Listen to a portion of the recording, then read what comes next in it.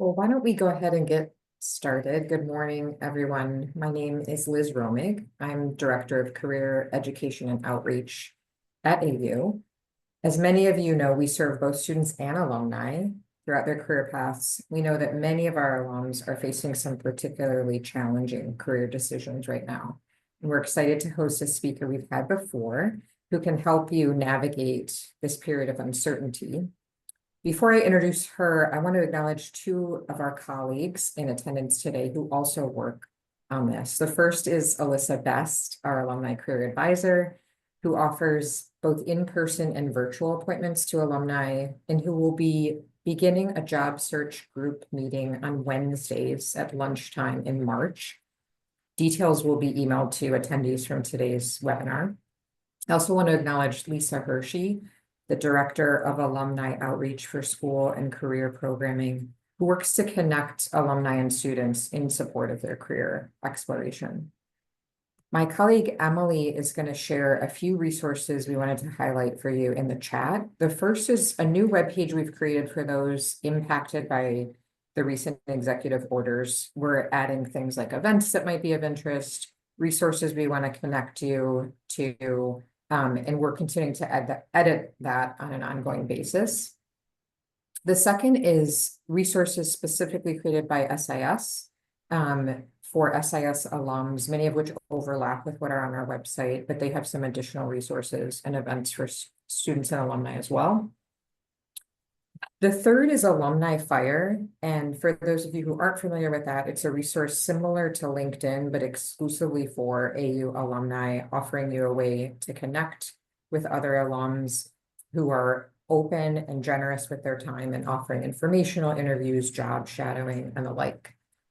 And then finally, if you want more information on how to schedule an appointment with Alyssa or our colleagues or learn more about events open to alumni, we'll share some of those resources too. So now I'm really excited to introduce certified career coach, Hallie Crawford. Hallie is a coach, a speaker, and an author based in Atlanta, whose coaching company helps people find and succeed in their dream job. Since 2002, her team of coaches has helped thousands of people. She's regularly featured in the media, including US News, Forbes, CNN, Money Magazine, and the Wall Street Journal. Hallie has an undergraduate degree from Vanderbilt and a master's degree from the University of Illinois. She has experience going through her own tough career transition and has the empathy and expertise to help bring structure to the uncertainty many of us are facing. If you would like to get additional career advice from her regarding your goals after the webinar, you can email admin@createyourcareerpath.com to set up a free consult, and we'll also share that in our follow-up materials. You can also get career advice from Hallie's company on LinkedIn. So please join me in giving a warm welcome to our speaker, Hallie Crawford. Thank you, Hallie. Thank you, Liz. I really appreciate that. And you added some nice things to my intro too, given everything that's going on for so many people. So really appreciate that as well. So what we're going to be talking about today is facing the fear and concerns about a career transition. And when we're discussing this, we understand that sometimes the transition is voluntary and sometimes it is not. And that's part of what's going on for so many people, government employees specifically out there. And we have found, understandably too, that there are other people in other industries, for example, that are impacted because their industry or organization relies on the funding or they advise or whatever it is. So just please know we want to do as much as we possibly can to help you all through this time. There's some wonderful information and resources already in the chat box. So please make sure you locate that in the Q&A box as well, because I'm happy to field questions as we progress today. So we already had a great intro, so I won't belabor this. I've been coaching and training since 2002. It's been a really long time, and I feel grateful to have to be in a job that I truly enjoy, and our coaches do as well. And the advice that we're going to give you all today is advice that we give to all of our clients, and we want it to be as practical and tangible as possible. And what I always like to say, if we take a look at this next slide here for just a second, is that we'll be giving you a lot of tips and thoughts and suggestions, and we don't want it to be overwhelming for you. So please know, as a reminder, that you will get a copy of the recording of today automatically via email. And if you would like a copy of our slides, we're happy to share those. I just put a link in the chat box to go ahead and download those. So pick one thing from today that makes the most sense for you and your situation, or resonates the most for you. And remember, you can go back and pick and choose other action steps that you need to take after that. So pick something that you want to take on or could commit to in the next week, for example, from what we're discussing today. So let's talk first about why we're here today. There's a lot of emotions that go along with either a career transition, like we said, voluntary or not. And especially when it's non-voluntary, there's even more uncertainty and fear that can happen. And there's lots of reasons for this. So please know that you're not alone. We hear this from people all the time, that it's a challenging thing because our jobs pay our bills. I mean, they're important to us. They're also part of our identity in many ways as well. And there's new technology out there. Some people will tell us, gosh, there's so many steps I need to take. I don't know where to start. I don't have enough time to do this right now, or I don't know how to use my time wisely for a transition in a job search. And if your transition is voluntary, like some people understandably will say, maybe I should sit tight for a little bit longer to see how things play out. And it's understandable and normal to have a lot of different questions floating around in your head. Like, is this a good time to make a move? What's a realistic position for me? Can I transfer into something different than I've been doing? So, for example, from government into private industry, and how do I do that? And concerns about economy and all of these other things, completely normal. And one of the things I do want you to know up front, and this is not to discount at all everything that is going on realistically within the country, et cetera. But when we ask our clients when they first start with us through coaching, what their biggest obstacle is to their success or their career goals, a lot of the time they're telling us that they are. Now, again, we're not discounting what's going on at all, but what we all know is that old saying, right? We can't control what happens to us, but what we can control is how we react to it. So, as much as possible, we want to get into a positive mental space as much as we can in order to overcome and deal with the concerns, the understandable fears, everything else, so that we can say, okay, I need to make this change. So how am I going to channel my energy, my efforts, etc., in order to make this happen?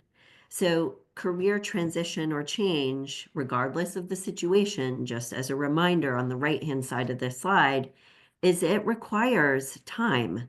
It requires effort on your part, probably more than you would like. It requires patience, persistence, and being practical.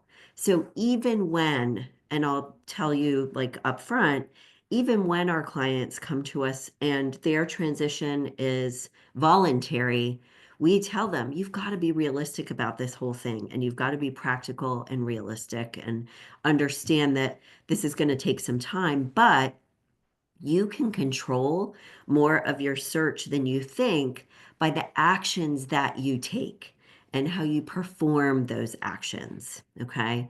And what I'll say just really quickly, because this one client that one of our coaches was working with last week is just a great example. He was laid off, and he tried to negotiate his severance, and the company owner said, nope, you get till the end of February. That was it. So he got about a month of severance. And he has been attending events, networking and association meetings, etc., almost every single day, at least one. He's been talking to as many people as he practically can within the course of a given day. So, like between 3 and 5 conversations over the phone or having a coffee or lunch with people. And he has started to get irons in the fire already because he is doing so much to put himself out there. And I just want to let you know that this is how the best we can do in order to control for how quickly our transition occurs and how quickly we're able to get into something new. So let's talk about our agenda for today. So, in order to overcome your fears and understandable concerns, you need to identify what they are. We need you to start thinking about your transferable skills and your brand. Your second step is going to manage this transition as proactively as you can with goals, a support system, maintaining your confidence. And then third, today we'll talk about implementing the plan and action steps to take all along the way. We will have time for Q&A at the end, but please know that we would love to hear from you along the way here today. If you would like to put a question in the Q&A box, anytime, feel free to do so. I'll pause and try to answer. And the same thing with the chat box as well. Please share any resources that you have found helpful for you. Any comments or suggestions, we really welcome those. And reminder, there's a link to download the slides in the chat box. You can always also use this QR code to grab them as well. So the first thing that we need to do, and I know it may feel like, why do we need to talk about this stuff first? What we tell our clients is we can talk with you all day long about how to update your resume, how to leverage LinkedIn, all the things you should be saying and doing. But if you are not coming across in the right way, and your action, or sorry, your fears, concerns, and understandable frustration, all of that are getting in the way of either you taking those action steps or how you're coming across when you're talking with people, then we've wasted our time, right? You really need to, as much as possible, first, as the first step, identify the fears and the obstacles you feel you're facing with this transition. So if you look at this next slide, one of the first like quick journaling exercises you can do before you go to bed tonight, when you're done today with our session, whatever, when you think of your career change and what's going on right now, what words, thoughts, and feelings come to your mind first? Are they positive or negative? And just blurt. Don't overthink this because it can be really interesting what comes out of your head or your heart, even if you feel like you're trying to be really positive. If you've got any of these negative thoughts, et cetera, going on, like you need to identify what these are so we can start to overcome them. And thanks for the question. The slides are in the chat. I might have done it the wrong way. So what are the thoughts and feelings going on? And understandably, if they're negative, we get it. The second thing we'd like you to do is identify which of them are irrational fears, like is one fear, I'm never going to get another job. Okay, well, we know that's not the case, right? You will be able to get something. And which are valid, rational fears. And identify the effect of these thoughts and emotions that are going on. How are you behaving as a result? And what can you start to do to overcome these?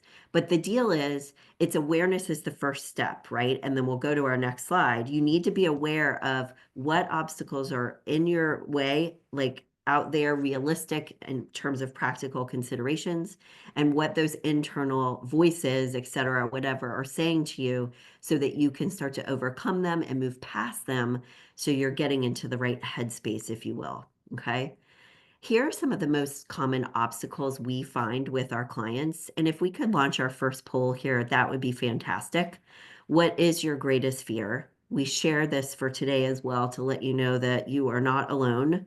And if you look at this slide, these are some of the things that you could consider and say to yourself, okay, what are these some of the things that I'm, concerned about or my obstacles? Is it negative thinking? Is it I have lack of confidence as a result of what's going on? Is it that there's a lot of naysayers out there and, I need to turn off the news, for example, because I can't listen to this anymore? Is it that I'm not as committed to making this change as I could be if you're in the situation where this is more voluntary? And then there's the compensation concerns that come up for people. Do I have to take a step back? What are my transferable skills and do I even have any? So it's a really good exercise as a starting point per what we said on the previous slide to write down everything that's going on in your noggin and everything that you're concerned about externally too. So you can start to make a plan for each of those things. What am I going to do about each of these items? Okay. And there's a question that came through, and we'll take a look at the chat, or I'm sorry, the poll results as well. Um, Networking opportunities and events. Great question. Thanks for asking. So I would always look towards American University first because it's your alma mater. There are networking opportunities there. Go to the chat if you would, because there's some good, I believe it's Alumni Fire.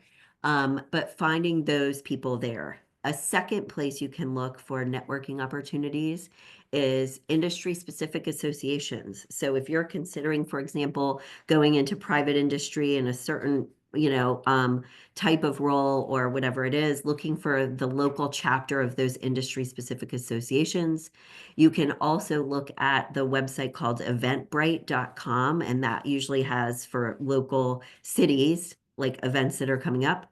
And you can also look or leverage AI to search for networking events coming up in my area. So great question. Thanks for asking. And it looks like we've got a little bit neck and neck with the financial piece. The job searching makes sense that that's the top one.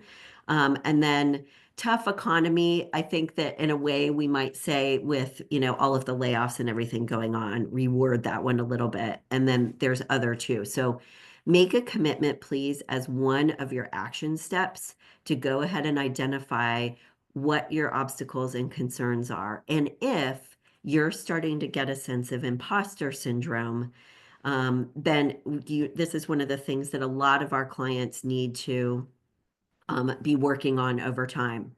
Imposter syndrome is basically when we feel like we're not as good at something as people or other people think that we are. We kind of feel like, we're frauds or we don't deserve the success we've achieved. And in terms of imposter syndrome, a lot of people experience this. It's normal, even very successful people who have started their own business, et cetera, me included. And this is something too that we need to make sure that we work around confidence wise, because sometimes in our career, we may feel really good and confident, but other times, like what is going on now, and when we're trying to make a transition, the imposter syndrome can come up more. So it can ebb and flow. And if you look at the statistics here, again, this is normal and you're not alone. Many people experience this sense of, well, I'm not as good at something, or am I really as good at this as other people think I am? And we need to do as much as we possibly can in order to boost your confidence. So here are some action steps on this next slide. So on the left-hand side, I find that inspirational quotes and affirmations can help me get into a better headspace. So put some like Post-its on your bathroom mirror, whatever makes the most sense for you. We talked about the first bullet point on the right-hand side already, which are rational fears, which are irrational, and make a plan to tackle each of those. How am I going to get past these? Do I need to take a class? Do I need to dip into some of my savings in order to keep myself afloat during this time? Again, I'm not saying that's ideal, but making a plan makes you feel more in control of what's going on. The second bullet point is get support from other people. Surround yourself with positive influences. Turn off the news, create those affirmations like we said. And as you're starting to create your job search plan and your action steps, include self-care in there so that you are making sure that you're tackling these negative thoughts and fears On this next slide, there's a really great book that we like. It's very inexpensive on Amazon, and we'll discuss it for just a moment. But that, for example, you're taking time every day to exercise, get support. You might have a music playlist on your phone that makes you, get pumped up and feel a little bit better, whatever it is. Okay. So there's lots of things that we can do to address the fears. And this book called Taming Your Gremlin is something we like to recommend to our clients, especially when they are in career transition mode, because it can be very, daunting for them. And what's cool about this book is kind of the basic gist of it is this guy talks about identifying those negative thoughts and seeing them as what he calls gremlins. Like it's a negative voice in our head, so to speak, that we need to start managing better instead of being like the victim to it, starting to observe it and notice, oh, okay, this is that stuff that crazy coach was talking about the other day at the webinar, right? But these are those negative thoughts that are not going to help me. And I need to either talk back to it, like say an affirmation, push it aside, do something else that makes me feel more positive. All of the things on this list here are some of the suggestions that he has in the book. I find it to be a really good, simple read to help you get out of your own way and not get mired in the negative thinking. So really quickly with our Q&A here, I think we've got some good responses to AU alumni networking events, and we can talk about those a little bit more. Or Emily, if there's any suggestions to put those in the chat, that'd be great. And then resources for employment outside of the US. Yes. I honestly don't know a ton well, okay, so let me say two things. Websites like Indeed.com and LinkedIn, that's what I would be using for employment for the most part outside of the US. I will be honest with you though, I don't know of country specific like employment websites. I would start with Indeed and LinkedIn job board as a good starting point for those. It's a great question. And we are going to talk about those who are uncertain which industries to look into. So we'll get to that in just a moment, and then I'll continue to answer the questions as we go. So we had a client, Beth, just talking about the fears a little bit as we continue here, and then we'll get to our next steps. And she actually was in career transition voluntarily. That was her situation. She wanted to make a move and make a change. She had a lot of imposter syndrome going on. And one of the things that we did with her were the things that we're talking about today. We had her interview other people about her strengths. And one of the things that you can do to help you brainstorm alternative ideas and industries that you could be looking into is interviewing other people about your transferable skills and what they see you are good at. She had affirmations on her bathroom mirror. She took the time to boost her confidence by writing down all of her accomplishments, even since childhood, professionally. And the other two things that you can do is you can take small risks every day and kind of push yourself outside of your comfort zone, or doing that a little bit more is going to help boost your confidence a little bit more over time. So push yourself to network with people, and even people that you haven't met before. Go to a new networking event or group, because the more you do these types of things and take that first step, your confidence is going to build. And remember, this one is sort of like off the range, but related. When you are in an interview or at a networking event or anything else, make sure that you're paying attention to your nonverbals and your body posture, because that can make a huge difference in terms of how you're coming across. So in terms of our external obstacles, we've talked a lot about those internal ones, and there's more resources being placed in the chat right now. So please take a look at that. If you're in the situation of voluntarily possibly making a move, the things you want to get a sense of, especially even if you're considering moving into a new or different industry involuntarily, check it out a little bit more. Read some articles online about what industries are thriving, what are struggling. One website that is really, really helpful is bls.gov, and I'll put that in the chat right now, that gives you a sense of like what different jobs or industries that are out there that could be a good fit for you and what kind of the state of the union is for those. Um, as part of when you're thinking about making a transition, you can also be thinking about, okay, if I need to sit tight for a little bit longer, are there other things that I could do to adjust my schedule or, make some changes at my current position if I can't transition at this time, if that's not the best time to do so, and I need to wait things out a little bit. And when you're thinking about alternative, options for things that you can be looking at industry-wise, et cetera, you can also be considering, okay, what are industry adjacent roles that I could look at? Who are vendors to the government or to my industry now? And are those roles that I could be looking at too? And some of the ways that you can brainstorm some of these ideas, and this leads us into this next slide, and then I'll ask or I'll answer some of these other questions, is you can leverage AI to get a sense of what are the transferable skills for this type of job. If I've been in this role, what are some of my possible transferable skills? You can also ask it, what are the transferable skills required for this type of position or this industry? So you can leverage AI to brainstorm some ideas.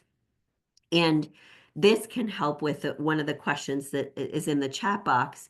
If you're not certain which industries you could look into, this is where you could go ahead and leverage AI a little bit, work on identifying your transferable skills. You could take an assessment like the Strengths Finder is an assessment that we like.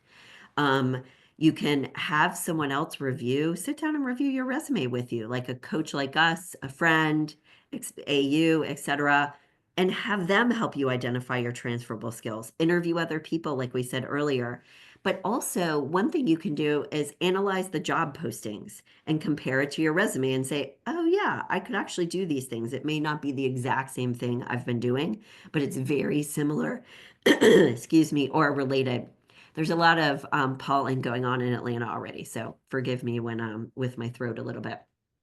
One of the other ways that you can identify some transferable skills is by using this leadership wheel. This is from Development Dimensions International. It's a management consulting firm. And these are the top 10 leadership skills and strengths that they have asserted are important in today's world, so to speak. Now, what I'll tell you is when you look at these, not all of them are going to be strengths that you have, and not all of them are going to be relevant per se for the jobs you might be looking for. So just know that and use this, like think about it and process the information in that way too, from a practical perspective. But if you will do two things with this wheel, rank yourself, do a self-assessment on where you are in each of these areas. That can help you identify some of your transferable skills. And the second thing we like for people to recommend to push them a little bit is have someone else rank you too. Because what if you're good at something that you're discounting and you didn't realize was something that you came across as very effective in? Or it's a validation to help boost your confidence about what you are good at. So let me answer this next question and let's start to think about your brand and selling yourself effectively. And there will be a couple more things that we talk about related to identifying other industries too.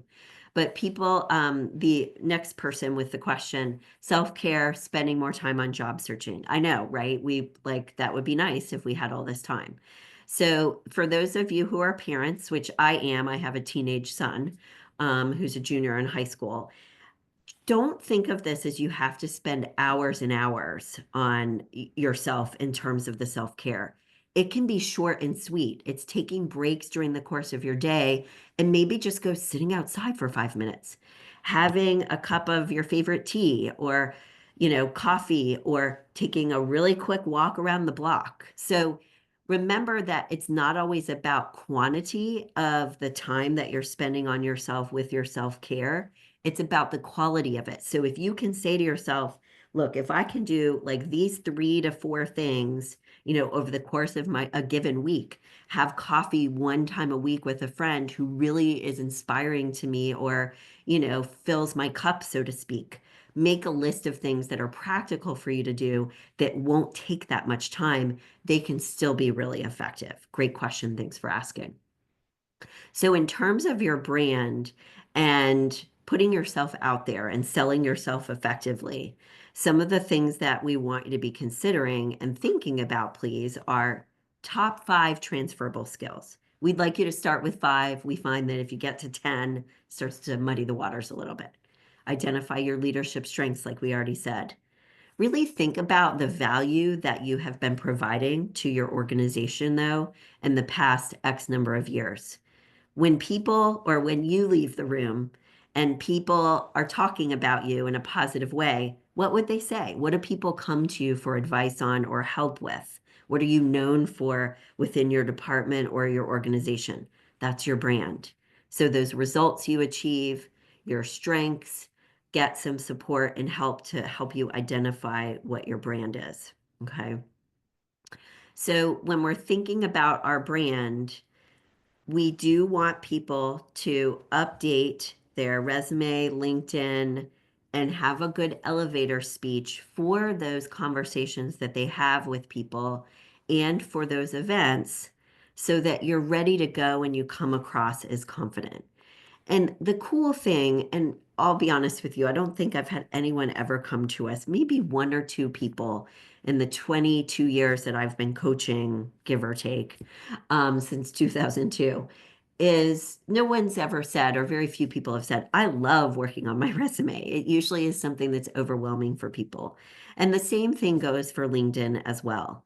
But one of the cool benefits of it and side effects that we find, just by the way, is when you do work on your materials, it ends up boosting your confidence and you end up getting clear about your brand over time. And it really does help.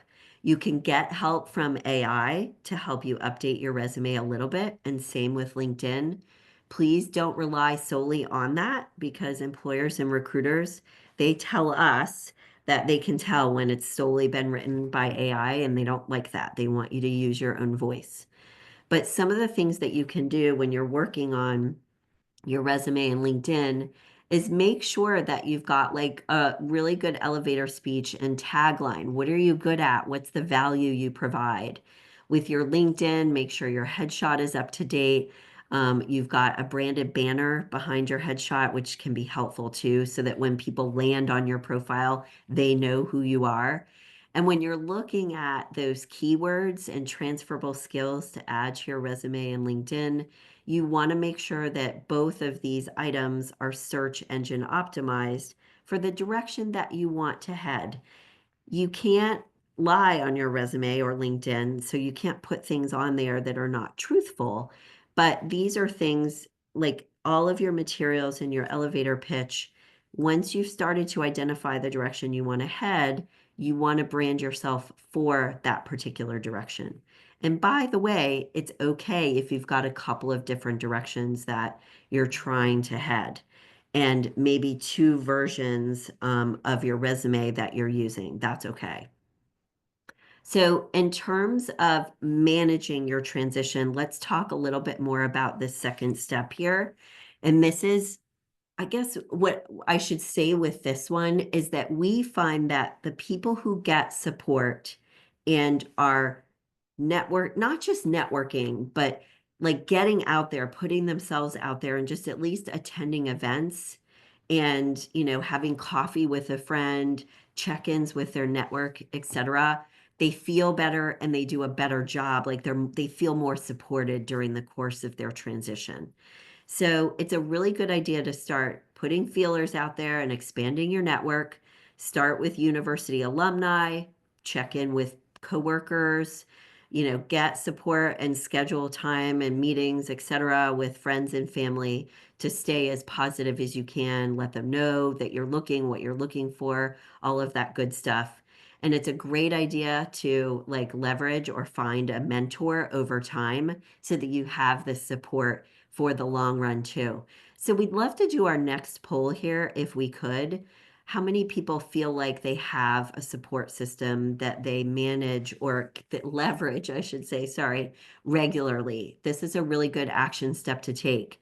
And there is a question that I'll answer for those of you who are in classified or intelligence fields who can't be on LinkedIn, just focus on resume instead and find other ways to network with people, like network with people either one-on-one or at events if that's possible. Again, I realize that if it's a classified industry, that may be a little bit harder to do, but it's okay. Certain industries are not on LinkedIn or do not like care whether you're on LinkedIn or not because of the nature of your work. So I would there focus on your resume instead and just be doing that. And then maybe networking with fellow AU alum, kind of one-on-one with people instead. I hope that answers as a starting point. So if you could work through our next poll, that would be great. Thank you. That's awesome. And I'm actually really pleased to see these numbers that we've got 47% feel like they do.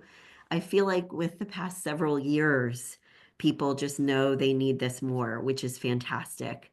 Um, and for those 53%, this could be one of the best action steps for you to take is to say, okay, what do I need to do in order to get additional support? Remember, there's some great resources in the chat box as well.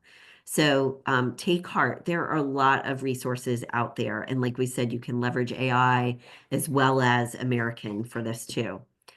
Um, the next thing that we want you to be doing when you're managing your transition is after you've like worked through and kind of gotten a support system in place and a process as much as you can. We don't expect it to be perfect to try to stay positive.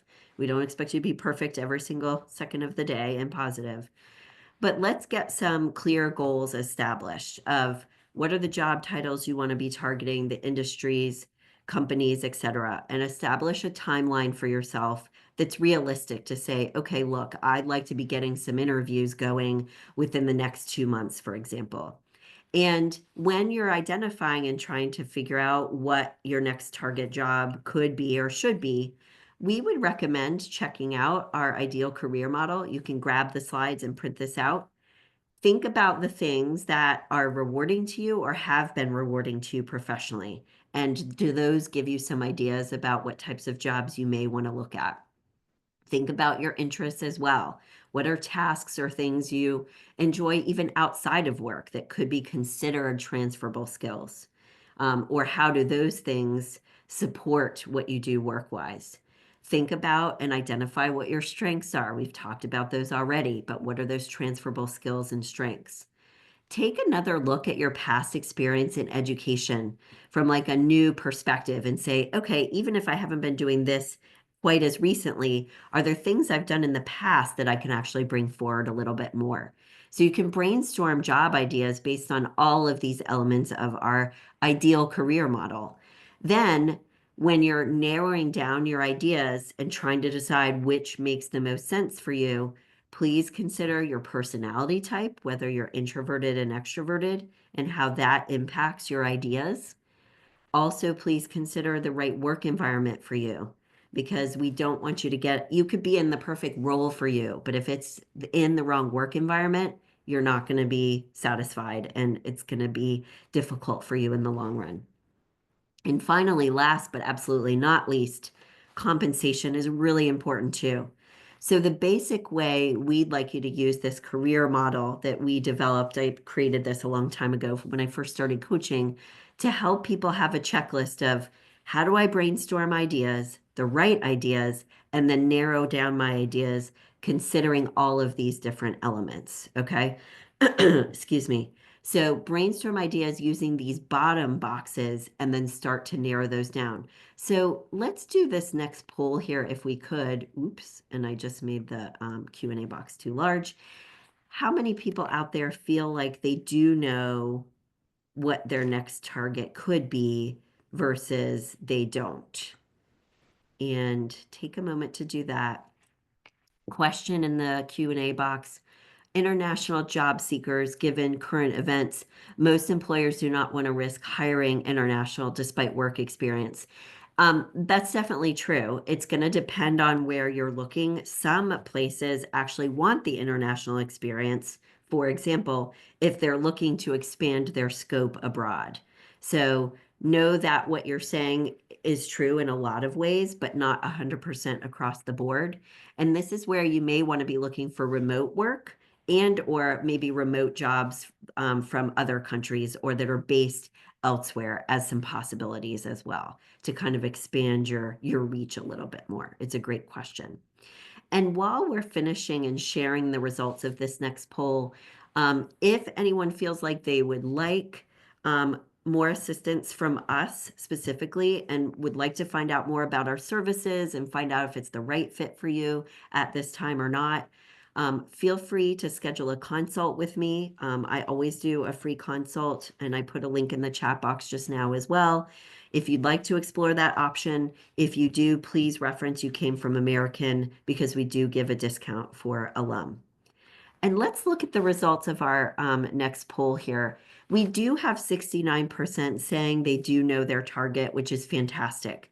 If you're part of that 31%, what you may want to do is pick up with the model that we just talked about and some of those ideas about job searching, leveraging AI, and getting some other ideas there. So get as targeted as you possibly can.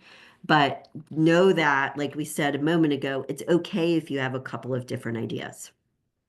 So let's talk next about implementing your transition, creating a routine and a schedule for yourself. And we've already discussed this to a certain extent about the self-care, etc. As part of your transition, voluntary or not, you may want to be saying to yourself, okay, during this time, not just to keep myself occupied, but to enhance my skill set and my brand, do I need to take some online courses? And there's some places that you can look for those there. Would it make sense? And is it a good idea to get a certification or take like a local college course or whatever it is? One of the things you can do to identify what types of education or classes you may want to be taking is to look at other people's LinkedIn profiles who are in the jobs that you'd like to be in, and what are some of their certifications, credentials, et cetera, et cetera. Another way you can find out more about this and what you could be doing during this time to enhance your search is to conduct informational interviews with alum and other people through industry-specific associations, one-on-one meetings, etc. So you can find out a little bit more about what should be in my plan. How do I put my best foot forward in my search? And as part of your plan, we would like you to plan and have kind of a daily schedule and weekly schedule for yourself and monthly goals. Identify those milestones of what you'd like to achieve. How many people do, excuse me, do you want to try to be talking to every day? How many events can you try to attend every week? So as much as possible, part of why we recommend that people have a routine and a plan is because it gives you a greater sense of control over what's going on. Again, we can't control for everything like we've said, but when you say, these are my goals, this is what I'm going to be doing and working towards, my milestones, etc., it gives you a greater sense of control, which can help you overcome and get past those fears a little bit. And we kind of already said or talked about this last slide, and then we'll go to our next slide, which is starting to work on your action steps. So if you could start to write down one action step that you will take in the next week, that would be great. We would love it if you would share it in the chat as well. Daily schedule, weekly schedule, and goals. How many networking connections would you like to try to make and conversations you want to have that day? Checking your LinkedIn messages and updates as appropriate. Applying to jobs online through job boards, that support system for check-in. The bottom line that I want to say here, and then I know we've got a question in the chat box, and let me move to this next thing, to our last slide, sorry, is if we go back to two examples. Number one, the client that we were talking about earlier today, who has been attending so many events, talking with as many people as possible, etc. If you can try to approach your search like that, almost like a machine, for lack of a better way to say it, the reason why we like this is you're churning out more connections, more action steps, putting information about yourself out there as appropriate as much as possible. And what happens when you do that too is you become less attached to each of those applications, to each of those conversations. So you can avoid a little bit more the up and down that we naturally have when we're job searching of, oh, yay, I got an interview, and oh no, I didn't get the job. If you try to think of this more as like sales and a numbers game, and I hate to say it that way, I don't want it to be or come across as negative, but if you can see it that way, you're going to be taking more action. You're going to be less attached to each particular thing and if it works out or not. And you will get you'll have more like you'll have greater progress as a result too.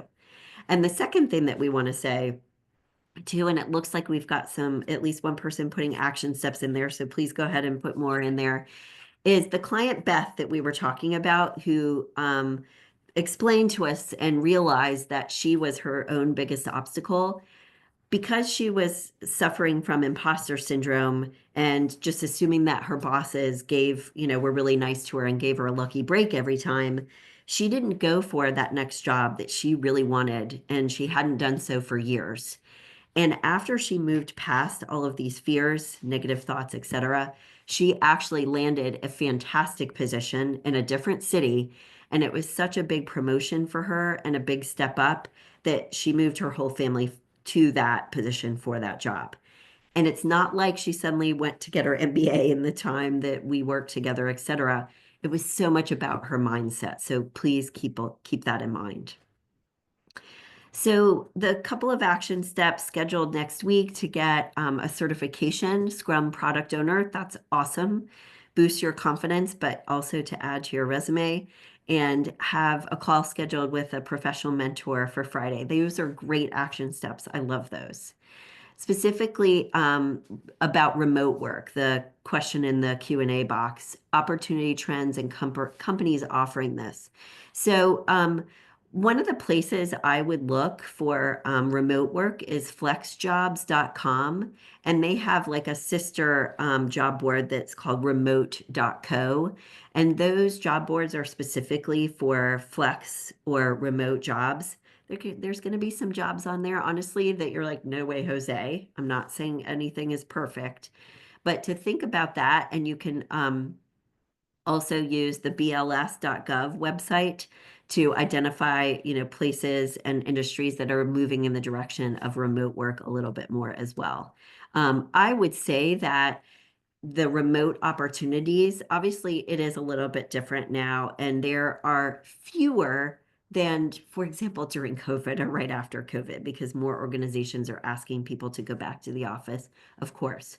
But not every company has shifted all the way back to that. So there are still plenty of those to be checking out and considering. So we'll give it a moment to see if anyone else has questions or comments that they would like to post. Check out the chat box because there's some great resources in there, especially for networking. Reminder to write down your one action step, listen to the recording, and check out the slides later on so you can pick up on other action steps. And if you do schedule a consult, remember to mention that you came through American. I'd be happy to talk with you, give you that discount too. So Liz or Alyssa, either way, anything that you, oh, and thanks for the kudos and the thank you, that you all would like to announce or say as we're waiting for any other action steps and questions to come through. First of all, thank you, Hallie. This is so helpful, as always. We will send out the links that have been shared throughout the chat. I just wanted to give my colleague Lisa Hershey a chance to say anything she wants to add. She oversees our alumni engagement and has been sharing a lot of resources like Alumni Fire that we mentioned at the beginning, the women's breakfast next Wednesday on campus for those who want to do some in-person networking. We also want to make sure alums know that they are all welcome to our job and internship fair that we do every semester. We always have a nice number of alumni in attendance. That's coming up on April 2nd. And the events I mentioned that our alumni advisor, Alyssa Best, is hosting sort of the job search group. The Wednesday, the goal is to do a series of those leading up to the fair so that if people want to attend the fair, they feel especially prepared for that event. So Alyssa or Lisa, do you have anything you'd like to add? Great. Thank you so much, Hallie. We're so grateful. And Liz, thank you so much. The Alumni Office wants to be a partner, of course, and support all of our Eagles everywhere. So as you're taking a look at those links that Liz will send out or we put in the chat, please do consider the regional chapters we have across the US. Each group has their own LinkedIn group. And I can tell you, Eagles everywhere are always happy to be a resource and provide support. And then there is that platform, Alumni Fire, that I've mentioned a few times. Alumni on that platform offer support by the way of like resume feedback or networking. So please don't hesitate to reach out to your fellow Eagles and please join us at events. All of our events are usually have opportunity to network and reach out if we can provide, if you think of anything else you might need from us so we can figure out how we can be supportive moving on. But thank you again for everything and we wish everyone the best of luck with their career right now. Definitely. Thank you. A lot of great resources. Really appreciate that. And I'm going to put into the chat, as Liz mentioned, we are, stay tuned, we'll get the details up, but the kind of informal job search support group we're going to run on Wednesdays, March 12th, 19th, and 26th from 12 to 12:45. It'll be virtual. And as Liz mentioned, if you are in the DC area or if you're, in sort of travel range and want to come back into campus in person, that the intention is that this will lead up to our sort of a bonus kind of get together on Wednesday, April 2nd at our job and internship fair. I'll be there so I can give people pep talk and pointers and a chance to check in. So if it can be kind of sort of envisioning it as 3 virtual sessions with an optional in-person networking event, and you all are, you've arrived here via Handshake, so you're on Handshake, and as Liz mentioned, alumni are encouraged and welcome to attend any of our employer events. If you go to and our kind of general career center guidance events as well. So the best place to look for all those and to register is in Handshake on the events tab. And if anyone has questions about that, I'm going to put my email into the chat as well. Oh, that's awesome. And at the career fair, and forgive me if I misinterpreted it, will there be a list of who's attending that in advance so people can see? Because that's part of, we always want people to know so they can prepare, like, oh, I want to make sure I attend or go to this booth or whatever it is. So Absolutely. We typically have a little over 100 employers at each fair representing a range of industries, and we send out a lot of materials in advance because one of the things we like about the fairs is having sort of more organic discovery of, oh, I thought I wanted to work for the State Department, but now I'm learning about this organization that also does similar work that I just hadn't heard of. So we want you to have a sense of options that exist that take advantage of your many skills and experiences, and we'll help do some matchmaking through the materials we send out in advance. oh, perfect. That's great too, because to your point, it's a great way to, it's so good to and important, I think, during this time to take a step back and say, okay, look, I've seen myself in this way for however long, but oh no, I can do that. It's the same thing or very similar. So try to see yourself in a different light is so helpful. Exactly. And Emily just shared in the chat the list of the employers we currently have registered. We add more every week.